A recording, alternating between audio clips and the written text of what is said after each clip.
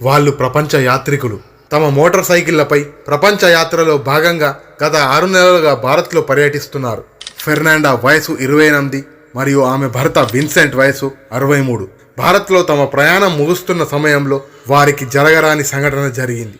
మార్చి 1వ తేదీ 2024 రాత్రి ఫెర్నాండాకు భారతదేశం అంటేనే భయపడేలా చేసింది. కొందరు చిల్లర వ్యక్తులు తప్పతాగి విచక్షణారహితంగా ఆమె భర్తను కొట్టి ఆపై ఆమెను ఒక్కరి తర్వాత ఒక్కరు అత్యాచారం చేశారు. ఈ సంఘటన గురించి మరిన్ని విషయాలు తెలుసుకునే ముందు కొత్తగా మా ఛానల్ని వీక్షిస్తున్న వారు వెంటనే సబ్స్క్రైబ్ చేసుకోండి. ఇక వివరాల్లోకి వెళితే, జార్ఖండ్లోని ధమ్కా జిల్లాలో పశ్చిమ బెంగాల్ నుంచి నేపాల్కి వెళ్తున్న స్పానిష్ మహిళపై సామూహిక అత్యాచారం జరిగింది. రాష్ట్ర రాజధాని రాంచీకి 300 కిలోమీటర్ల దూరంలో ఉన్న హన్స్దిహా పోలీస్ స్టేషన్ పరిధిలోని కురుమహత్లో మార్చి 1వ తేదీ రాత్రి మహిళ తన భర్తతో కలిసి కురుమహత్ విలేజ్లోని నిర్జన ప్రాంతంలో తాత్కాలిక టెంట్లో విశ్రాంతి తీసుకుంటున్నప్పుడు ఈ సంఘటన చోటు చేసుకుంది. ఈ జంట ద్విచక్ర వాహనంపై భారత్ పర్యటనకు వచ్చింది. ఈ కేసులో ఇప్పటి వరకు 8 మంది యువకులను అరెస్ట్ చేశారు.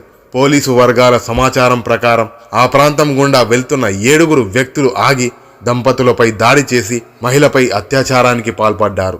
మార్చి 2వ తేదీన తెల్లవారుజామున 2:05 కమ్యూనిటీ హెల్త్ సెంటర్లో మహిళ వాంగ్మూలం నమోదు చేయబడింది మరియు ఐపీసీ సెక్షన్ 376D ఇంకా 395 కింద ఎఫ్ఐఆర్ నమోదు చేయబడింది.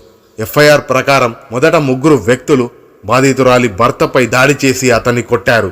ఆ తర్వాత ఆ మహిళపై దాడి చేస్తూ 4 వ్యక్తులు తనను బలవంతంగా ఎత్తుకెళ్లారని ఆ మహిళ ఆరోపించింది. 7 పురుషులు తనను కాళ్లతో తన్ని విచక్షణారహితంగా దాడి చేసి ఆపై తనను ఒకరి తర్వాత ఒకరు అత్యాచారం చేసినట్లు ఆమె పేర్కొంది.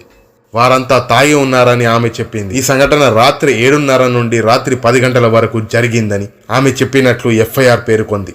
ఆ స్పానిష్ మహిళ ప్రకారం, మా ప్రయాణంలో మేము కుమ్రాహత్ గ్రామం దమ్కా చేరుకున్నాము.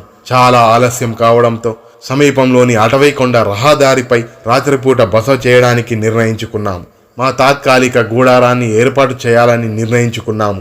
రాత్రి 7 గంటల సమయంలో మేము మా గూడారం లోపల ఉన్నప్పుడు కొన్ని అనుమానాస్పద శబ్దాలు వినిపించాయి. మేము గూడారం నుండి బయటకు రాగానే 2 వ్యక్తులు ఫోన్లో మాట్లాడుకోవడం చూశాము. రాత్రి 7:30 గంటల సమయంలో 2 బైకులు పట్టుకొని వచ్చారు. వారు మేము వేసుకున్న టెంట్ వద్ద ఆగి హలో ఫ్రెండ్స్ అని మమ్మల్ని పలకరించారు. మేము మా గూడారం నుండి బయటికి వచ్చాము. ఆ తర్వాత 5 వ్యక్తులు మా వైపు పరిగెత్తడం, మరో 2 వ్యక్తులు మా గూడారం వైపు వెళ్లడం చూశాము. వారు స్థానిక భాషల్లో మాట్లాడుతున్నారు మరియు మధ్యలో కొన్ని ఆంగ్ల పదాలను కూడా ఉపయోగించారు.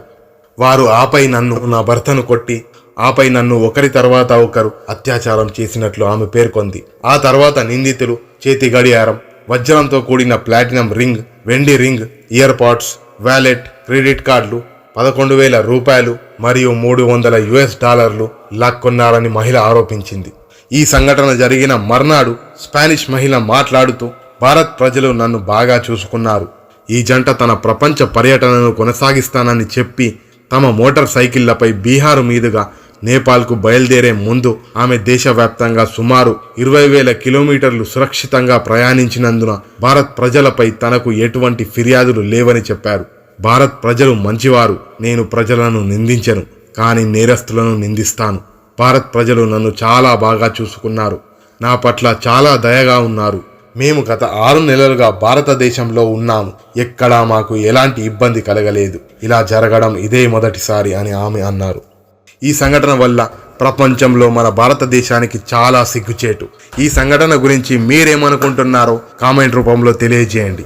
మరో వీడియోలో మళ్ళీ కలుద్దాం. అంతవరకు సెలవు.